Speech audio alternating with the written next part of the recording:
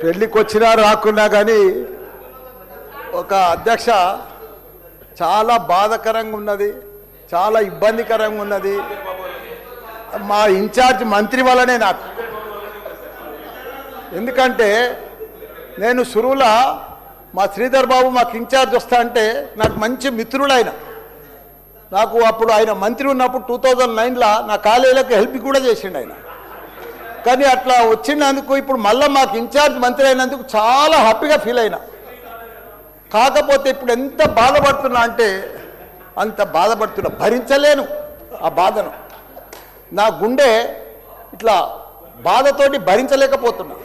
ఎందుకంటే జవహర్ నగర్ అనే ప్రాంతము నా గుండెకాయ. అలా ప్రజలకు చెప్పిన, అందరికి చెప్పిన, దాన్ని అంతా కూడా జిహెచ్ఎంసి మొత్తం చెత్త అంతా తెచ్చి కొన్ని ఏళ్ళ సందే అడ్డే వేస్తున్నారు. పర్లే వేస్తున్నారు, అది కాంగ్రెస్ టైంలో సందే వేస్తున్నారు, ఇప్పటిదాకా కూడా వేస్తూనే ఉన్నారు. అది కంటిన్యూ కాంట్రాక్ట్ ఉంది వేస్తున్నారు. మీ దాంట్లోనే